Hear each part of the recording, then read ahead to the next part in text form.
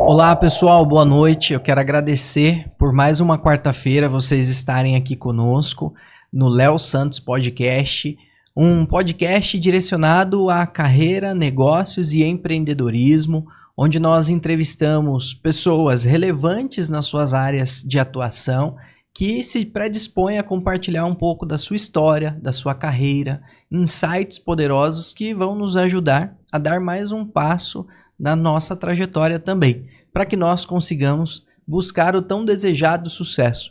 Como eu costumo dizer para vocês, o sucesso não é necessariamente você ter o maior volume de dinheiro no bolso ou ser o número 1 na companhia que você participa, mas é você fazer muito bem aquilo que você se predispõe a fazer com qualidade, fazer com uma entrega agradável e que de fato impacte a sociedade em volta de você. Então hoje nós temos a honra de entrevistar uma mulher extremamente relevante, uma mulher que desempenhou durante a sua trajetória posições de destaque dentro de diversas companhias na área financeira. É uma área que historicamente a presença do homem é majoritária, mas as mulheres têm se destacado e ela vai compartilhar conosco um pouquinho da sua trajetória, dos seus desafios, da sua carreira e a sua visão de mundo atual. Eu quero dar as boas-vindas a Sheila. Eu não vou ousar falar o sobrenome dela, porque eu tentei, mas eu vou errar. Então eu prefiro que ela se apresente e fale corretamente o sobrenome dela. Mas antes eu quero agradecer a PPIC, que é a firma de auditoria e consultoria que gentilmente está nos patrocinando, permitindo que esse conteúdo seja gerado. Então, quem tem curiosidade de conhecer a PPIC e os serviços prestados por ela, acesse o site www.ppc.com.br. Sem mais delongas, Sheila, seja bem-vinda. Obrigado pela gentileza e pela cordialidade de estar aqui conosco hoje. Léo, eu que agradeço, prazer estar aqui.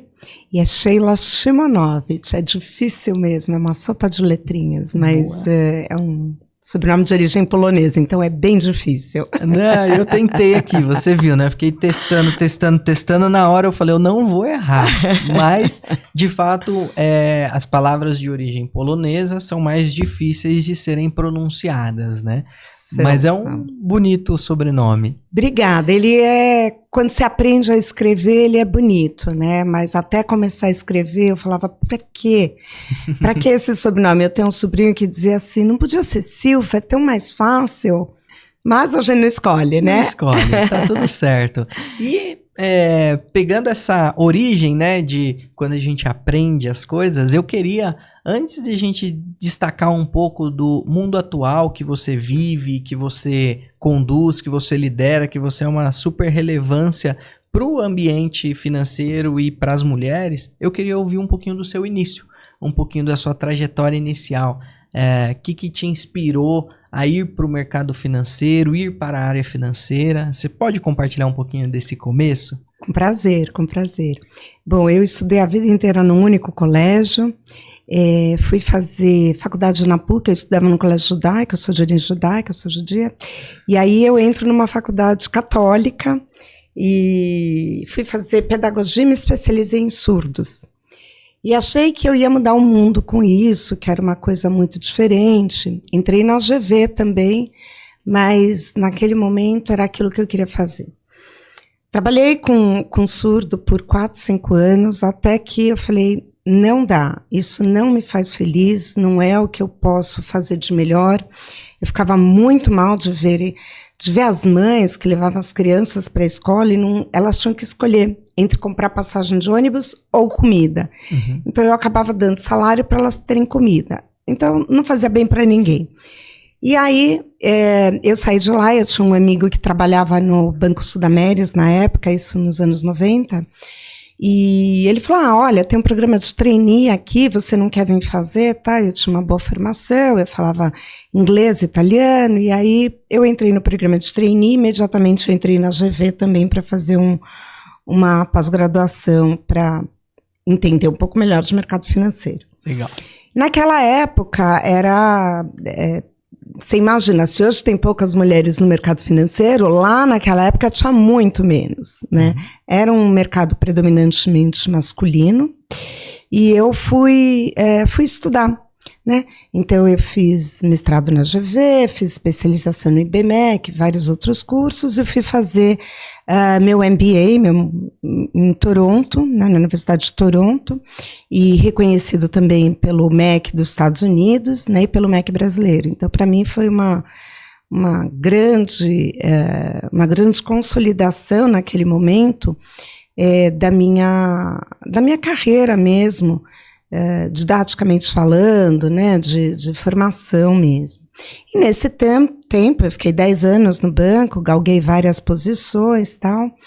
E quando eu acabei o mestrado, fiquei mais 1 ano, e aí eu fui trabalhar numa empresa suíça.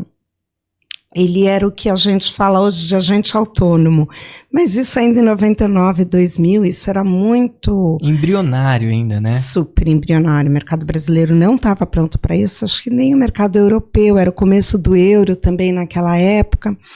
Fiquei quase 1 ano, morei um tempo em Lugano, depois voltei para o Brasil e achei que aquilo não ia para frente. E aí um headhunter me achou e me contratou para ir trabalhar na American Express Bank em Nova York, como diretora da América Latina. E assim eu fui, nos anos 2000, e cheguei lá, em seguida teve o atentado das Torres Gêmeas. Logo, né? Que você chegou, logo que aconteceu cheguei. Isso. É.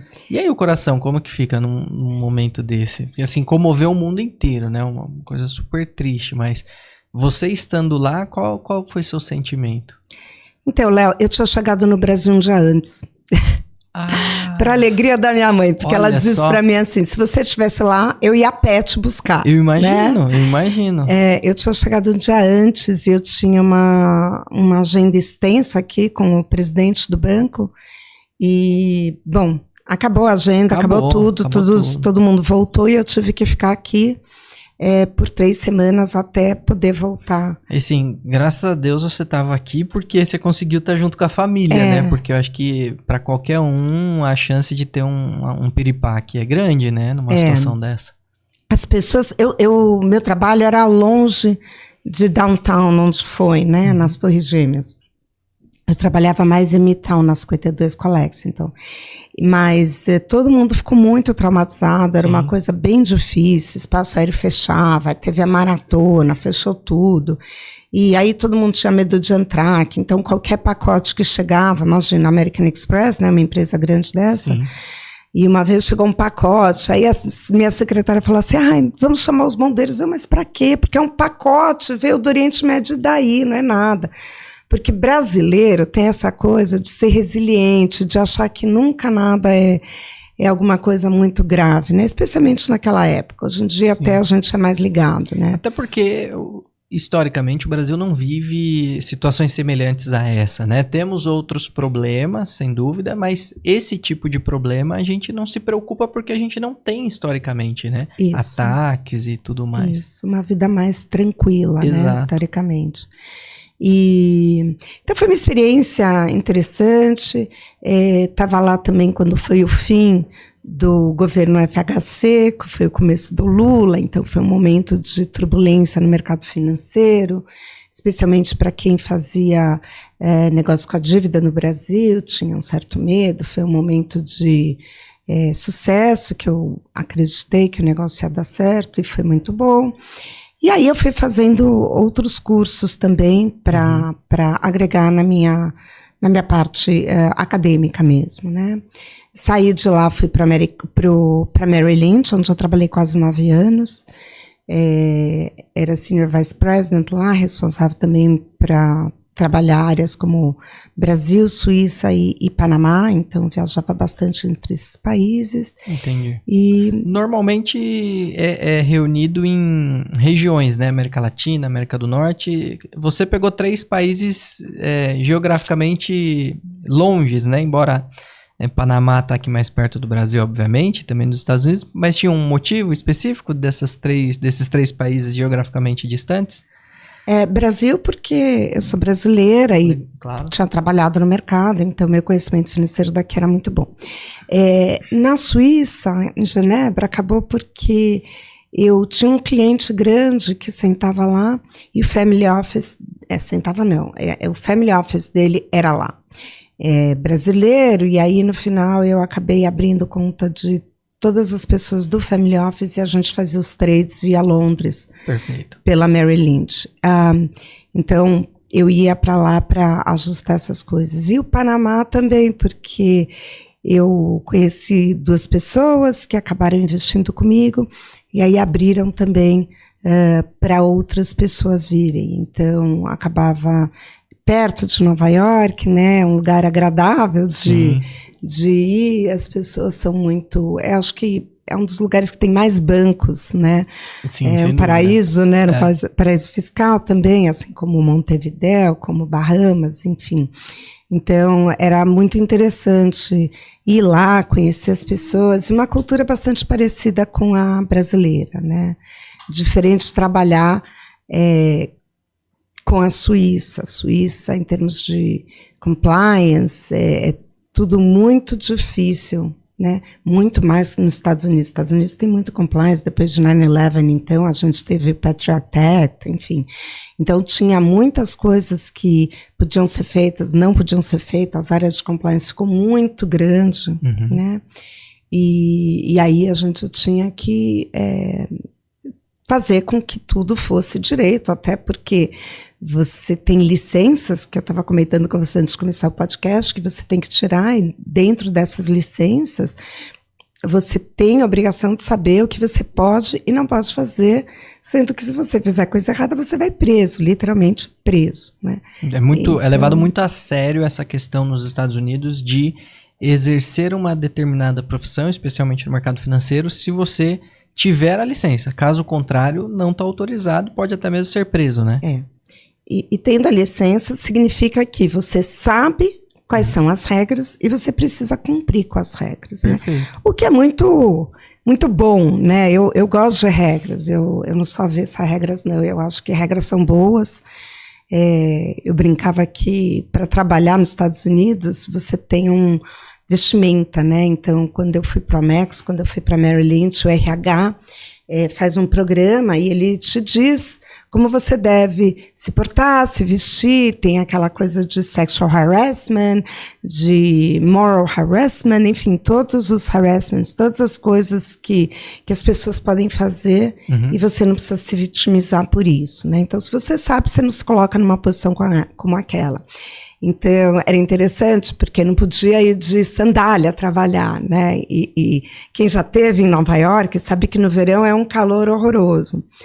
Mas no escritório, no verão, é um frio que você precisa usar malha. Então, nem precisava achar ruim de noite de sandália, né? Eu diria que em qualquer escritório, São Paulo, Nova York, qualquer região, é um frio absurdo, né? Porque o ar-condicionado é na temperatura lá embaixo, então... Porque homem sente mais frio que mulher, sente mais calor que mulher. Então, a temperatura, veja bem, né? Como já começa por aí, né? Então, a diferença mesmo, né? Porque antigamente era um universo absolutamente masculino, ainda que hoje eu acho que 70% do mercado financeiro ainda é masculino, né? Ainda que hoje em dia a gente vê muita mulher, mas pouca mulher ainda em destaque, em diretoria, em presidência, né? Então... E aí o mercado financeiro, cheio de homens com terno e gravata, né? O ar-condicionado vai seguir o que eles preferem, né? Pois é. Então, você comentou aí sobre as regras do jogo, né? Que você gosta das regras. Eu acho que eu vou pegar e fazer um paralelo disso sobre as regras do jogo com a presença da mulher. Entrando num mercado financeiro majoritariamente masculino, onde já começa por esse exemplo do ar-condicionado, né? É frio porque o homem tá lá de terno e gravata e as pessoas geralmente trazem uma preferência para atender os gostos masculinos. Como é que você se viu num ambiente masculino, vivendo ali as regras historicamente masculinas e sendo uma mulher de destaque dentro da organização? Como é que você conviveu com esse desafio? No American Express, no meu escritório tinha um pouco mais de mulher, né? Era pequeno o escritório. O que eu não estava no escritório principal, que era em downtown. Então, era um escritório menor e tinha menos diferença, porque era mais aquela coisa de... o meu chefe era cubano, né? E aí ele levava tudo na gozação e fazia brincadeira com tudo, mesmo com as coisas que não eram brincadeira, e eu estava mais preocupada em delivery, né? Em entregar, fazer as entregas para ter boas avaliações. Na Merrill Lynch, né? Uma das maiores corretoras de Nova York, e eu ficava no 53º andar também, em Midtown, não era o escritório principal era downtown, né, perto das Torres Gêmeas.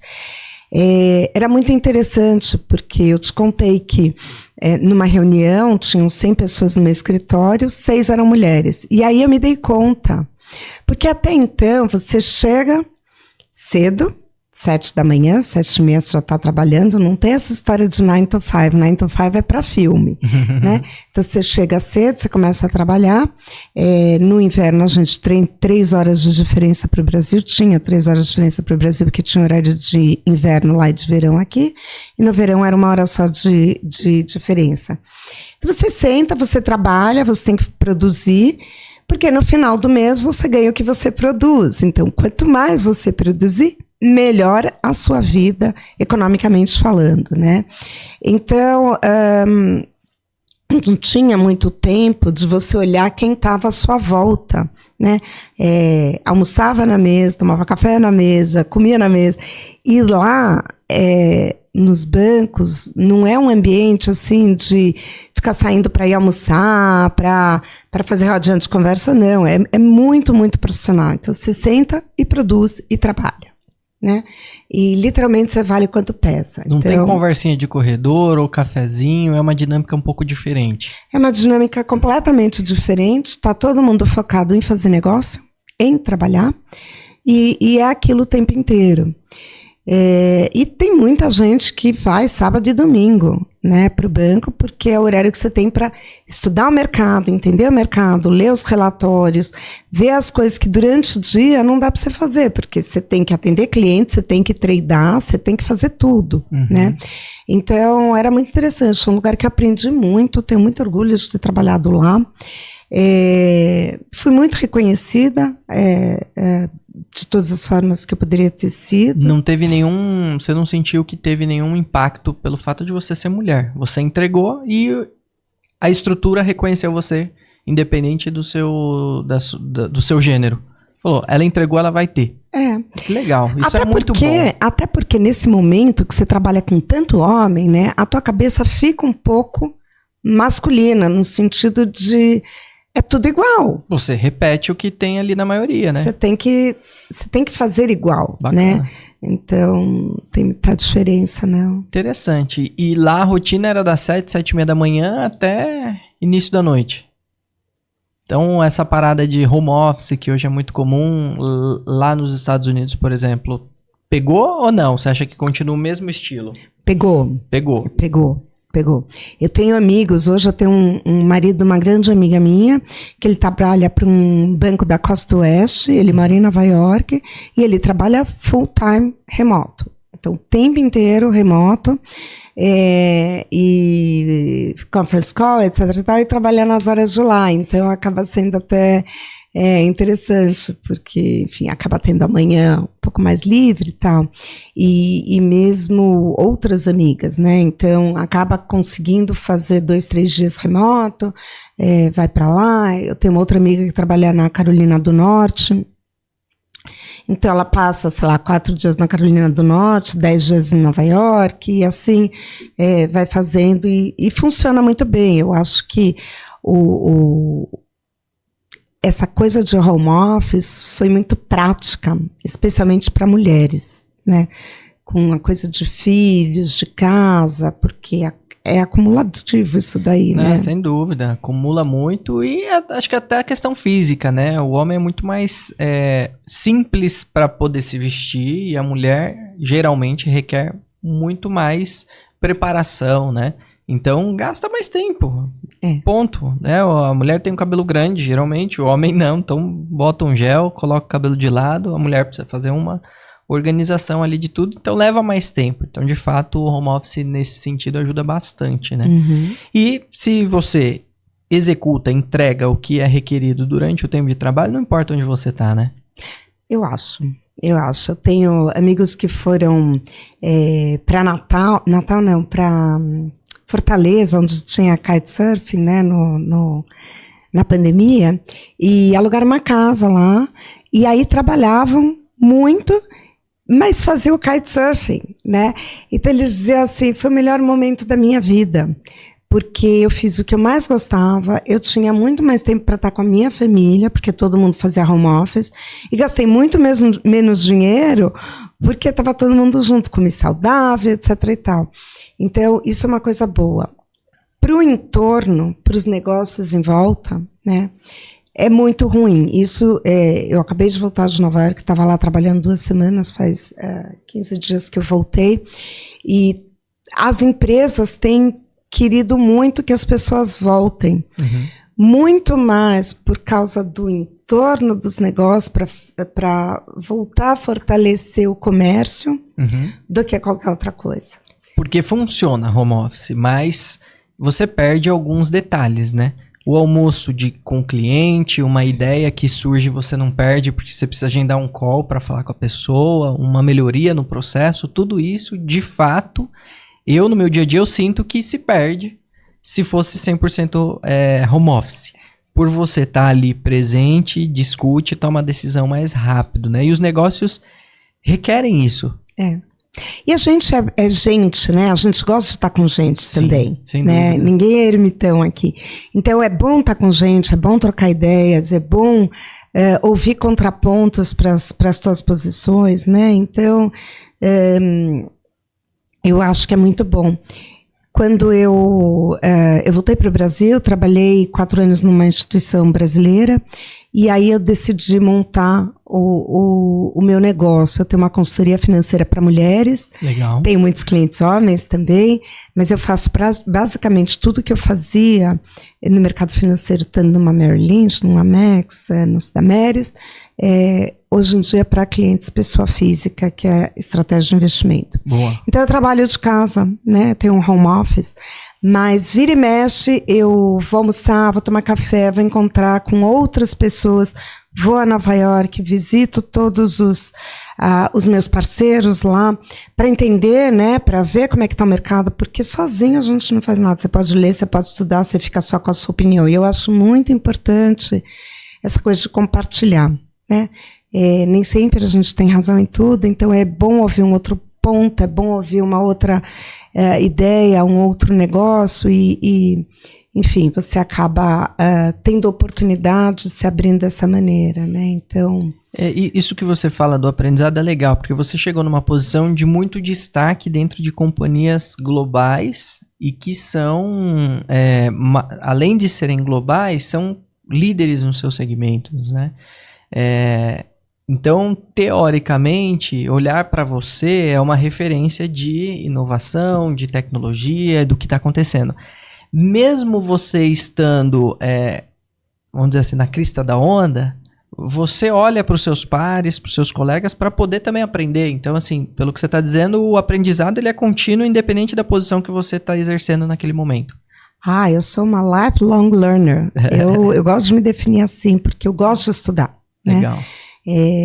Eu fiz muitos cursos, fiz na Duke, fiz em Yale, acabei de fazer recentemente o curso de conselheira na Sampo, curso ABPW, sou conselheira em 2 empresas, então eu acho muito importante a gente não perder o estudo de vista. Outro dia eu estava numa palestra de uma menina de 28 anos, um expoente de inteligência artificial, e ela dizia assim, nos próximos 2 anos, quem não lidar bem com isso, não vai ter mercado de trabalho. Eu não acho que vai dar 2 anos isso daí, porque a inteligência artificial é alguma coisa que veio para ficar. Quando bem usada, eu acho que é uma ferramenta impressionante. E é muito importante a gente saber que a gente não sabe. E como é bom não saber, porque aí você vai estudar e conhecer melhor. Tive a oportunidade em Nova York de estar com um menino de 30 anos e ele tem um fundo, e aí ele me contando a ideia do fundo, e aí eu pensei assim, puxa vida, ele podia ser meu filho, né? E que genialidade de pensar nisso como eu nunca pensei. Então eu acho assim incrível conhecer pessoas, conversar com pessoas, esses jovens, saber a ideia deles, ver como é que monta, né, essas startups, né? Vamos fazer um protótipo, não dá certo, muda o protótipo, rearruma, faz assim, faz assado. Então você não está failing, né? Você não está errando assim maciçamente, você rearruma e volta, né? Então é muito interessante. Claro que tem empresas que não dão certo, né? Claro que tem momentos difíceis para todo mundo, né? Assim como eu tive, todo mundo tem, não é que não exista. Existem momentos difíceis, né? Como foi 11 de setembro, depois como foi 2007, 2008, com a crise do subprime, como tem sido agora, com toda essa questão da guerra. Então, eu acho que são momentos delicados, né? Que exigem muita resiliência, muita calma e muito profissionalismo, né? Porque tem muita gente jovem que acha que sabe tudo e que nesses momentos não consegue manter uma calma e conhecimento de mercado e às vezes acaba tomando decisões erradas. Então também a serenidade, a maturidade, a vivência de momentos, né, que são você viveu aquilo, quer dizer, eu estava na Merrill Lynch em 2007, 2008, quando foi a grande crise. O boom da crise, né? Quando foi adquirido pelo Bank of America, enfim. Então, é uma coisa diferente. Você lê e você viver. Você está sentado na cadeira e você não sabe o que vai acontecer no dia seguinte. Então, acho que isso te dá bastante, nesse momento, né, experiência, calma, tranquilidade, para quando você vê uma situação de mercado, sei lá, caindo, mercado subindo, ouro indo lá para cima, petróleo variando aí com toda a coisa, você conseguir olhar e ter uma visão um pouco mais longo prazo do que você quer para os teus investimentos ou para a tua vida, ou o que você vai falar para o seu cliente. Sim, né? E isso é a experiência que possibilita, né? É o que você disse, uma coisa é você ler a história ou assistir um filme e você vai ter ali o sabor daquilo mais limitado. Outra coisa é você de fato viver, experimentar, ter ali a consciência do risco, do problema, da situação e como é que você vai reagir diante dessas adversidades, né? Então a sua experiência lá em 2007, 2008 deve ter sido algo riquíssimo, né? Que é digno de um livro, porque é algo que aconteceu, passou, impactou o mundo inteiro. E aí ficam várias lições, como essas que você mencionou, ter calma, paciência, e deve ter tido aí mais umas 100 outras lições, né, a partir disso. Sim. Que legal. E quando você voltou ao Brasil, deve ter tido um impacto gigantesco, né, na cultura, dinâmica, porque depois de... Quanto tempo você passou lá? 12 anos. Depois de 12 anos, acho que 2 anos você já está acostumado à dinâmica. Mas depois de 12 anos, você já vive como uma americana, come as mesmas comidas, tem os mesmos hábitos, mesmos costumes, vão nos mesmos lugares. Então, como que é essa dinâmica de depois reacostumar a viver como você já vivia antes, né? Como foi esse processo? Léo, foi bem difícil. Eu acho que em outras vidas eu já tinha vivido nos Estados Unidos e eu gosto de coisa organizada, eu te disse, eu sou bastante organizada, eu sou bastante disciplinada, então foi uma experiência boa. E quando eu comecei a trabalhar no banco aqui no Brasil, na primeira semana as pessoas, na hora do almoço, não tinha ninguém no escritório. Eu falei, mas onde está todo mundo, né? Vai ver que tem o que a gente chamava na Merrill de lunch and learning, né? Vai ter uma palestra na hora do almoço, então você já almoça e já ouve a palestra. fui em todas as salas para ver o que eu estava perdendo. Não estava perdendo nada. As pessoas no Brasil tiram 1h30, 2 horas de almoço. Seja lá por que for, né? E eu fiquei muito chocada com isso, que as pessoas não comiam na mesa, que não era, né? Então, demorou um bom tempo. Também, o jeito que as pessoas vão trabalhar, a forma como se arrumam, então era muito diferente, né? Tudo muito diferente. Então, foi assim, uma adaptação. E fora que eu ia trabalhar em Nova York, eu tomava o ônibus, chegava lá em 10 minutos e voltava a pé. Aqui, eu não tinha carro, né? Então eu ia sem carro, eu fui de táxi uma vez, eu era na Marginal, eu levei 2 horas para voltar para casa e angustiadíssima, porque tinha aquela coisa de arrastão. Aí eu falava, meu Deus do céu, aí eu descobri o trem, né? E aí ninguém acreditava que eu tomava um táxi, descia a Rebouças, parava no Shopping Eldorado, pegava o trem, ia até o Shopping Morumbi, descia lá que o escritório era na Rocha Verá, e pegava o trem para voltar, era 5 minutos. Aí sim, e obviamente eu ia com minhas flip-flops, com minhas havaianas, chegava no banco, trocava o sapato, e aí eu comecei a voltar a ter um jeito. Mas é muito interessante, porque no Brasil tem muita coisa dessa coisa machista, de homem, diferença. Então, assim, senti muito essa dificuldade, os homens contando aquelas histórias, que cansaço. Cansaço, eu falava, pelo amor de Deus, mas não é possível uma coisa dessa, né? Então, foi uma experiência das profissionais que, enfim, eu acho que toda experiência profissional ela é boa em algum ponto, né? Foi a menos relevante, né? E eu saí, depois de 4 anos, eu gosto de trabalhar longos anos nos lugares, não gosto de mudar muito de emprego. E, enfim, mudei, fiquei 9 meses aí pensando o que eu ia fazer da minha vida. Achei um emprego em Singapura, achei um emprego em Nova York, Miami, não sei o quê. E eu falei, puxa, mas eu acabei de voltar para o Brasil, né? Se eu for para Singapura, eu nunca mais vou voltar para cá.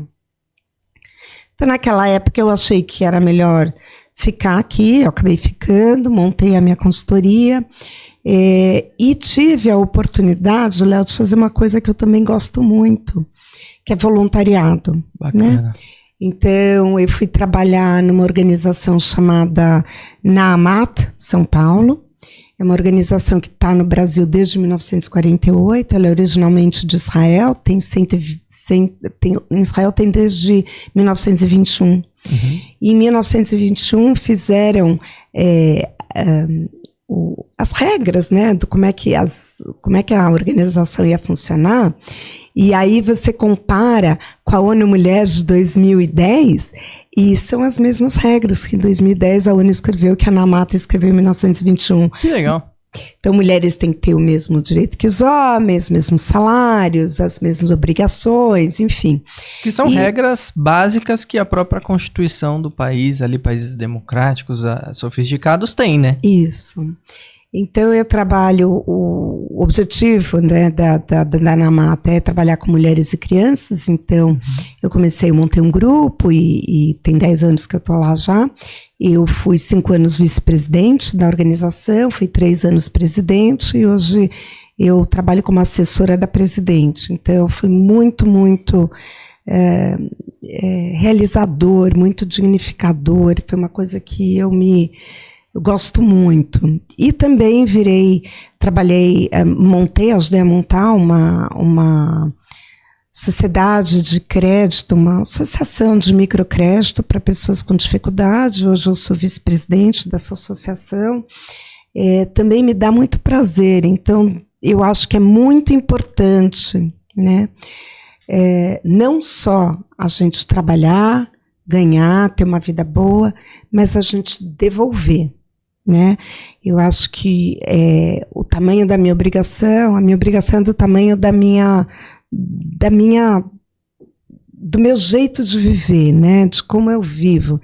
Então, se eu tenho uma vida farta, então a minha obrigação é farta com as pessoas à minha volta. Então, eu acho que isso é muito importante para minha pessoa e para minha vida, né? Então... Legal. Não, isso de fato é muito importante, é lindo, e eu acho que todo mundo que está num processo de identificar o seu propósito passa por um processo também de se conectar com alguma atividade de devolução para a sociedade, né? Tem gente que vai encarar uma entidade sem fins lucrativos, isso. Tem gente que vai fazer um trabalho voluntário específico, mas o importante é você enxergar que se Deus te presenteou com 5, esse 5 é para viabilizar um projeto do tamanho 5. E se foi viabilizado para você 1 milhão, é porque você vai viabilizar alguma coisa desse tamanho. Então, é bem o que você falou, né? Se minha vida é farta, eu tenho que devolver de maneira farta também. Então, isso é muito interessante. A frase, agora eu lembrei, o tamanho da minha obrigação é o tamanho do meu privilégio. Boa. Essa é a frase. Então, a minha obrigação é do tamanho do meu privilégio. Então, estar no Brasil me propiciou isso, né? Poder desenvolver isso, poder dar tempo, né? E usar o meu tempo como foi melhor para mim. E aí, nesse sentido, eu tive a oportunidade de participar do livro, né, que foi lançado agora em fevereiro. Isso. Conta um pouquinho do livro, que é um livro mega relevante, né? Mulheres em Finanças. Vou Mostra aqui te aí mostrar, pra câmera.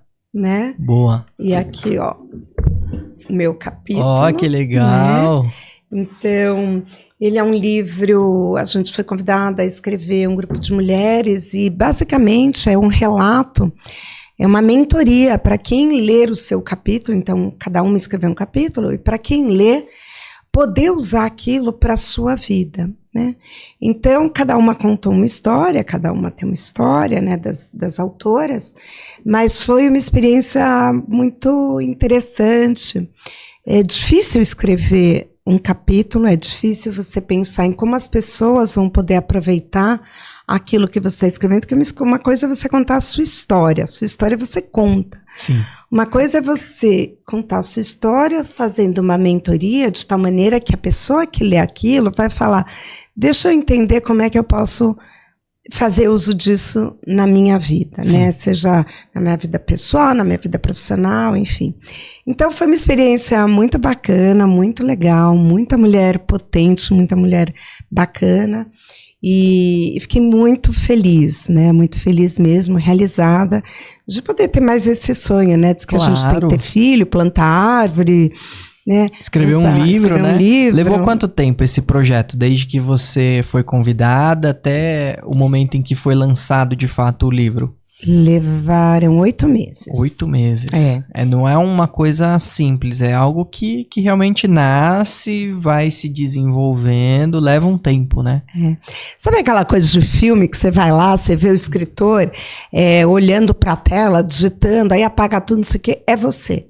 Você senta e fala assim, eu vou escrever. Aí você fala assim, eu vou escrever o quê, para quem é meu público-alvo. Então, assim, são tantas variáveis que a gente... Pelo menos no meu exercício, eu tive que pensar para trazer uma experiência que eu achei que pudesse ser válida para as pessoas, né?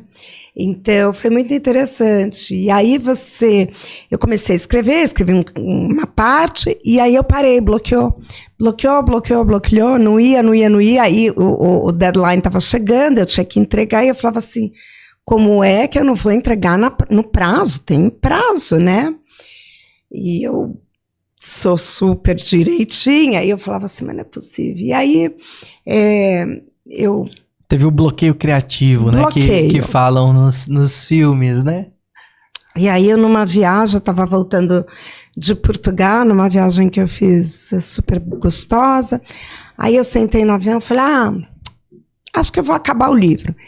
E aí eu falei, meu Deus do céu, né? Porque veio tantas coisas, porque eu acho que eu estava relaxada e mais tranquila e sem nenhuma distração. Então, foi muito bom. Que bacana. Então... E aí, é até um convite, né, para as mulheres que não conhecem o livro terem acesso, né? está sendo vendido nas principais livrarias, né? Isso. Mas também, se entrar lá no seu LinkedIn, consegue ter acesso até tem um link, né, cupom, que compra. E acho que é legal falar que se comprar via o cupom, uma parte é direcionada para uma instituição de caridade, né? Isso. Toda a renda adquirida do livro é destinada para a instituição de caridade. E tem mulheres extremamente relevantes, inclusive eu quero mandar um abraço aqui para a Estânia, que é uma das coautoras desse livro e que nos conectou. É uma querida, né? Amiga do coração. Gente boníssima. E acho que já fica o convite para as mulheres que querem ter uma mentoria, mas às vezes não tem tempo de se conectar com uma profissional relevante e dedicar um tempo. Compra o livro, adquire o livro, você vai estar ajudando uma instituição e vai estar tendo acesso a um conjunto de informações riquíssimas, de pessoas extremamente relevantes que têm ajudado muitas mulheres a se desenvolver, não só na carreira, mas como pessoa, para encontrar o seu propósito, para encontrar seus objetivos, às vezes fazer um realinhamento das suas estratégias de vida. Então, fica o convite para você adquirir esse livro, Mulheres nas Finanças, né? Então, muito legal. E hoje você, frente à sua assessoria, qual é o nome da sua empresa? Female Consulting. Legal. Ele é direcionado só para mulheres? Como que é a dinâmica? Não.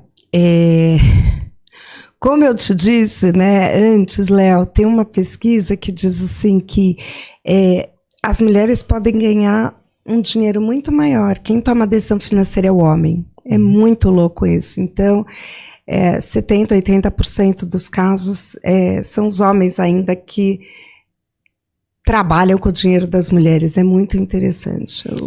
Isso é curioso, né? E eu pensando aqui, de fato, em casa, minha esposa, ela é bem mais consciente do que eu, talvez bem mais preparada do que eu, mas ela sempre me pergunta isso e aquilo, e a gente, é verdade, faz bastante sentido isso, usando a minha experiência pessoal. É uma coisa incrível. Isso foi até uma das razões que eu fui para Yale estudar economia comportamental, para entender por que que as mulheres são potentes, ganham, são mães, são profissionais, têm uma carreira, enfim, dona de casa, etc, etc e tal, e na hora de lidar com o dinheiro, não consegue, né? E aí tem muito de uma coisa de religião, de culpa, de não ser merecedora, é muito interessante, né? E você pode ver que quando 2 mulheres, 3, 4 mulheres se encontram, elas falam de tudo, nunca acabam um assunto, né? Assim com todas as amigas. Mas ninguém fala, você colocou nessa ação, você comprou aquele private equity, ninguém fala disso, né? Então, fala de tudo, de viagem, de filhos, de namorados, de maridos, de sonhos, né?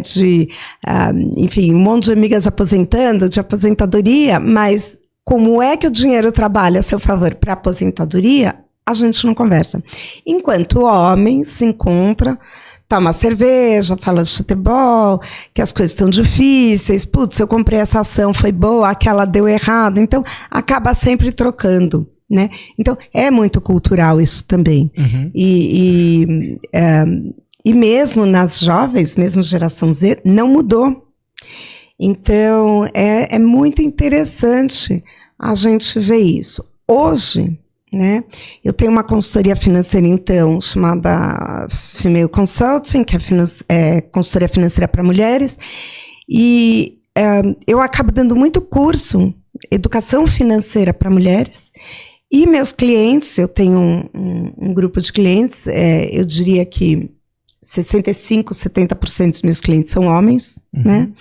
E o resto é mulheres, mas a grande maioria é homem mesmo. Entendi. Então, e aí a dinâmica da consultoria é, de fato, mudar o comportamento de investimento, orientação? Basicamente eu entendo, eu faço uma estratégia global para o cliente, né? Legal. Então, tem muitos clientes que me procuram e falam assim, meu dinheiro está aqui no Brasil, assim, assim, assado, mas por que está aqui? Por que você não diversifica, né?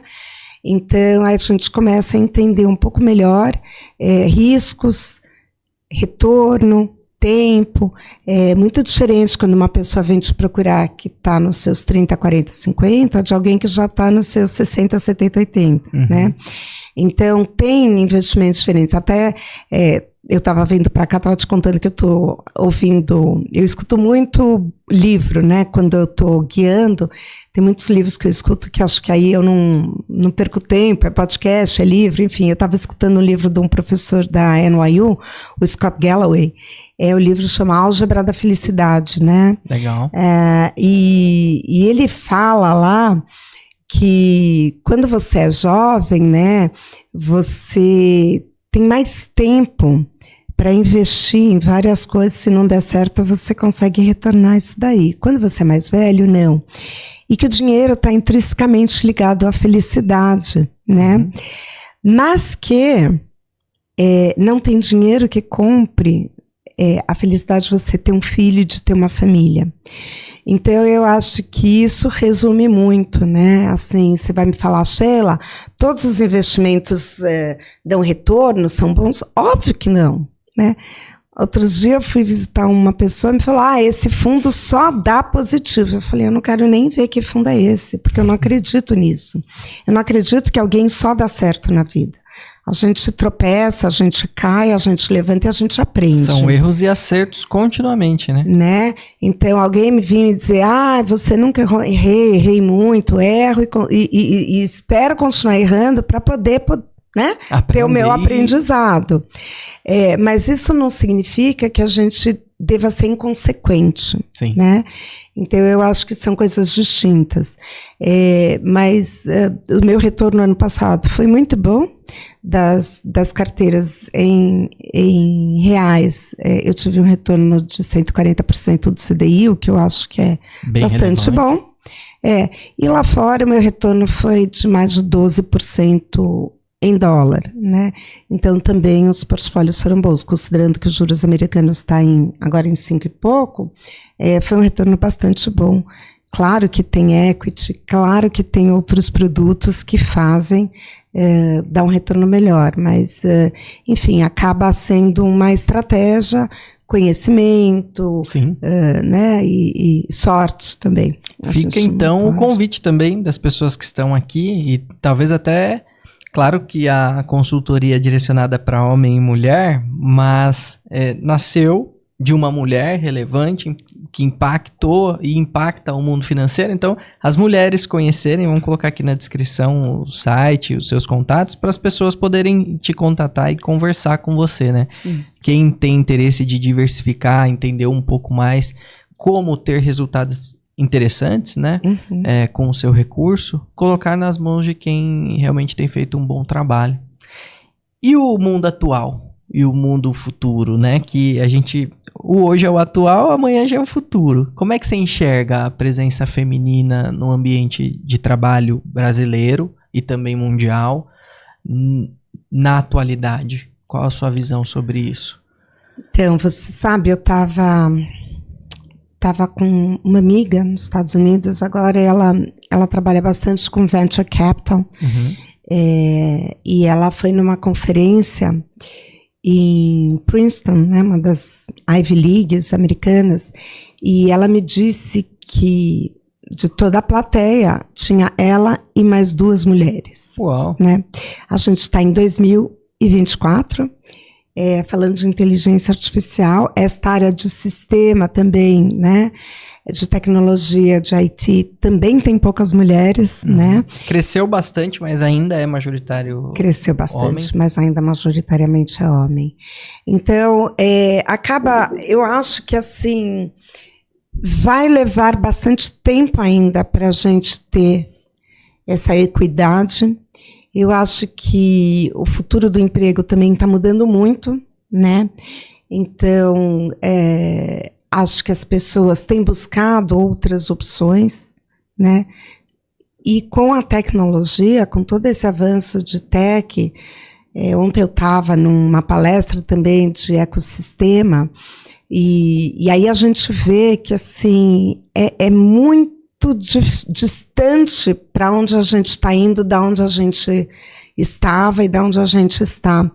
Então, eu acho que cada vez mais a gente vai ter muita tecnologia ligada a tudo, seja a saúde, seja a finança, seja seguros, seja entretenimento. Eu tive a oportunidade de experimentar os óculos da Apple, né, da realidade virtual. Como foi a experiência? E a experiência foi fenomenal. O óculos é pesado ainda, né?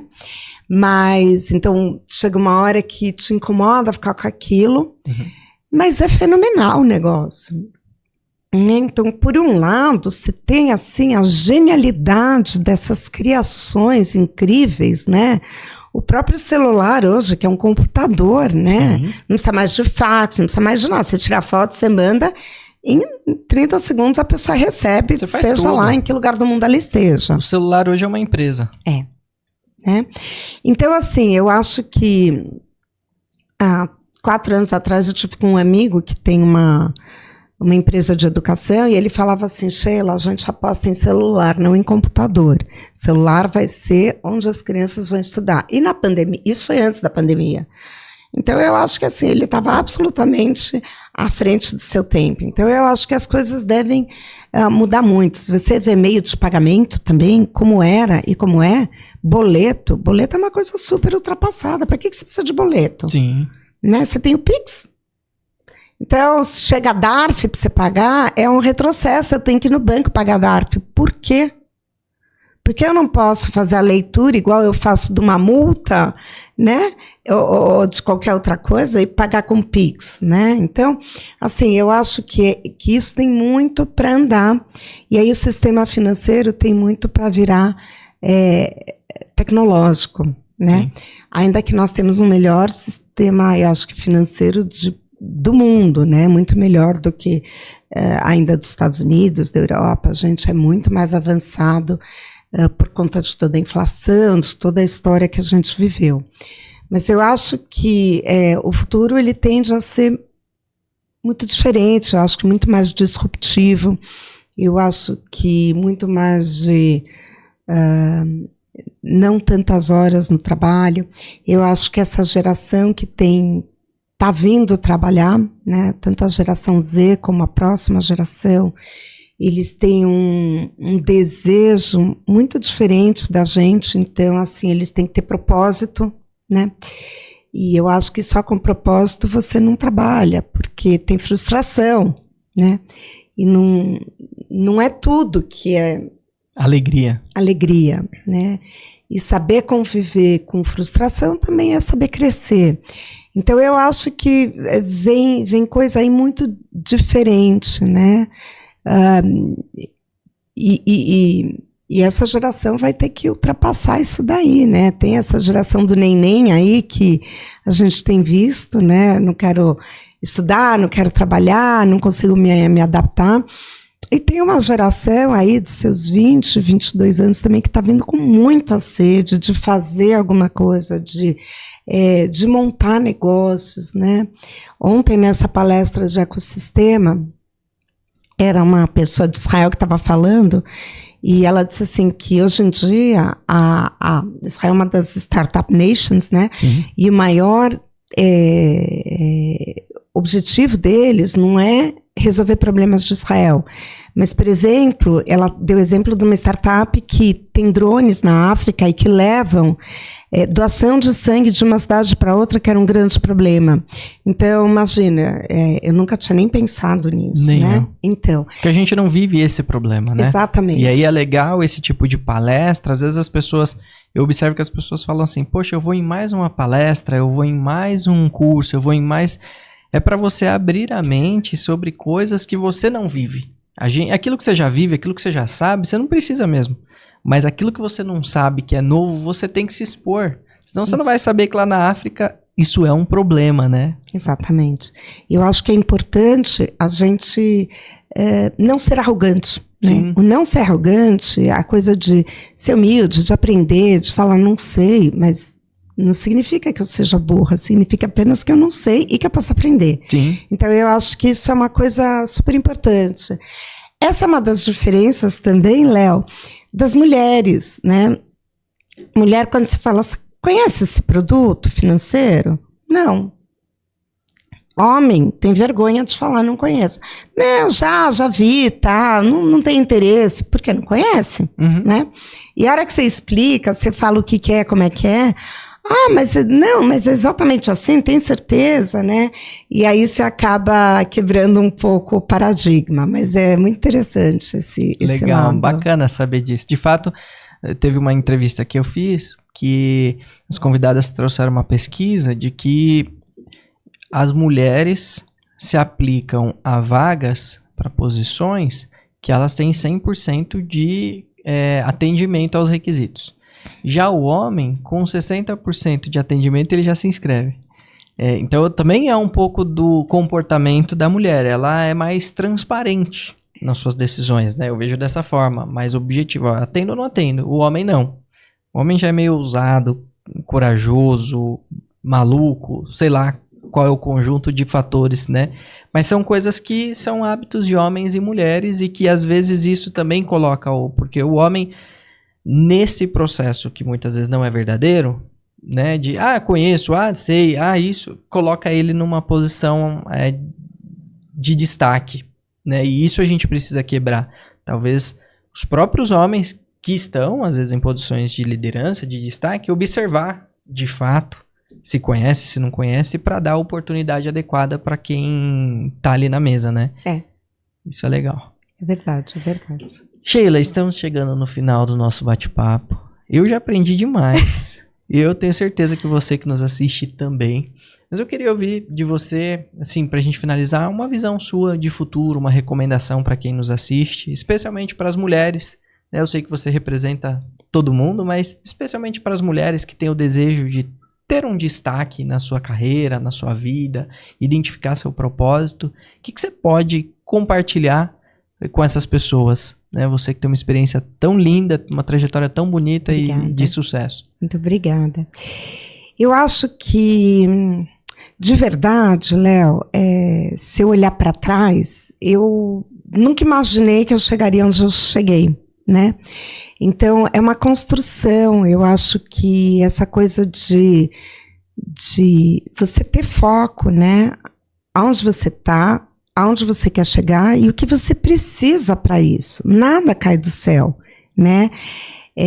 Então, você precisa estudar, se dedicar, estar nos lugares certos, nas horas certas, sempre ter disponibilidade para fazer coisas, saber que muitas vezes a gente, até hoje eu faço coisas, né? E eu acho que eu estou numa situação muito privilegiada, que eu posso escolher se eu quero esse cliente, se eu não quero esse cliente. Chegaram 3 convites de trabalho para mim recentemente, né? E eu paro e penso assim, mas por que eu estou recebendo esses convites, né? Por que né? Por que eu deixaria de ter a minha empresa, a minha liberdade, para me amarrar em algum lugar, né? E aí tem várias coisas que você pode pensar, né? Por um novo desafio, por uma nova oportunidade de voltar no mercado de uma outra maneira, enfim, tem N coisas que a gente faz os exercícios. Mas eu acho que assim, o mais importante mesmo é a gente nunca perder de foco que quem nós somos, da onde a gente vem, para onde a gente vai, que todo mundo é relevante. Que se alguém não está fazendo o que você está pedindo, é por 2 razões. Ou porque você não pediu direito, ou porque a pessoa não consegue fazer. Então, assim, não adianta a gente ficar irritado, né?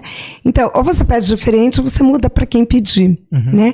Então, eu acho que a gente, às vezes, tropeça em coisas que são bobas, né? E não olha o grande, o espectro maior. Então, eu acho que, sentando na cadeira de empreendedora, que é onde eu sinto, né, é você pensar assim, para onde, né? Todo ano, quando eu começo o ano, eu falo assim, bom, eu quero aumentar, eu não quero aumentar, eu quero viajar, eu quero fazer outros cursos, novas experiências, né? Então, acabei de me inscrever num programa de liderança aí, e eu acho que a gente sempre tem o que aprender. Tem uma outra coisa também que quando você se torna liderança, seja em trabalho voluntário ou trabalho onde você recebe pelo seu trabalho, muitas vezes você tem que tomar decisão que não é a decisão que as outras pessoas querem, né? E aí você escuta um monte de eco, né, das pessoas falando. E assim, naquela hora, a única coisa que você pode falar é: sinto muito, não gostou? Paciência, né? Uhum. Porque também eu acho que as mulheres, os homens, as pessoas em geral, elas têm que fazer o que é certo, o que elas acreditam que é o correto e não o que vai agradar, né? E aí acho que é o que é certo dentro do que você pensa, com ética, com valores, com determinação. Com relação ao mercado financeiro, né, eu acho que a gente continua tendo excelentes oportunidades, eu acho que excelentes produtos, fundos, área imobiliária, olhar mercado fora do Brasil, eu acho que tem um potencial incrível ainda. Outro dia eu estava lendo sobre um fundo na África, que toda a produção dele é para alimentação dos países da Ásia, então Japão, China. Então eu fico fascinada com essas coisas. Eu acho que, puxa, alguma coisa que planta para o outro ter o que comer não tem como dar errado, né? Sim. Então são investimentos bons. E toda a parte de sustentabilidade, né? Que eu acho que não é uma moda, eu acho que é uma coisa absolutamente importante, todo o ESG, né? Meio ambiente, social e governança. Eu acho que cada vez mais as empresas vão ter que olhar isso. É muito importante quanto a gente está devolvendo. Regiões tinham abundância de água, não tem mais abundância de água. Então, o que a gente vai fazer, como é que a gente vai tratar o ambiente para poder ter uma vida, né?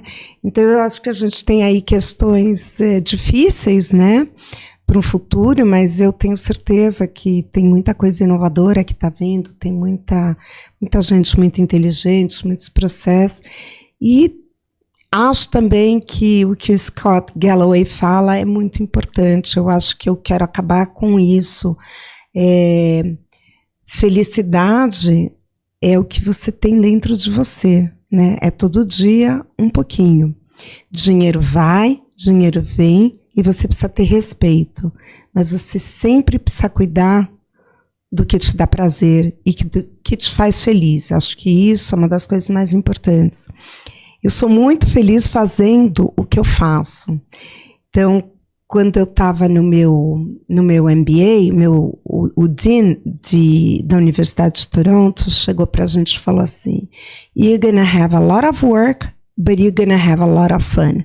Você vai ter muito trabalho, mas você vai se divertir muito. Eu fiquei com a diversão, né? Eu guardei a diversão. Mas era muito trabalho, era muito estudo. E a vida é assim, né? Se você realmente quer ser alguém de destaque, se você quer realmente fazer alguma coisa de diferente, você precisa se dedicar muito, né? Você fala muito não para muitas coisas e pouco sim, né? Mas eu fiquei com a diversão. Então eu gosto de fazer coisas que me dão prazer, que me divertem e que no fim do dia eu consiga rir e consiga falar: isso foi muito legal. Trabalhar até meia-noite foi o máximo, porque eu consegui produzir coisas fantásticas. Então eu acho que as pessoas, eu imagino que as pessoas sejam assim, né? Cada um do seu jeito, mas que se você faz alguma coisa, se trabalha com afinco em alguma coisa que te dá realmente prazer, aquilo é maravilhoso. Ótimo. Que legal. Muito obrigado. Agradeço. É nítido o seu propósito de vida, a sua entrega para ajudar as pessoas e, de fato, a felicidade que permeia a sua vida, porque isso, de fato, é muito importante, né? Então, eu agradeço por você disponibilizar um pedaço da sua agenda para estar aqui com a gente, compartilhando comigo, com os nossos espectadores. Eu tenho certeza que esse conteúdo aqui vai impactar muita gente e vai ajudar mulheres, homens, todo mundo a encontrar um pouquinho mais da sua felicidade interior, do seu propósito e devolver para a sociedade aquilo que a gente faz de melhor. Então, muito obrigado a você que nos assiste. Se esse conteúdo foi útil para você, já pega o link e compartilha para os seus amigos, para os seus colegas de trabalho, para os seus familiares. Não deixe ninguém de fora dessa, tá bom? Se você ainda não é inscrito no nosso canal, ativa aqui o sininho, se inscreva e fique ligado, porque todas as quartas-feiras, às 20h30, nós temos um conteúdo de alta qualidade com um grande convidado que se predispõe a disponibilizar um pouquinho da sua experiência conosco. Até mais. Tchau, tchau. Tchau, tchau, pessoal.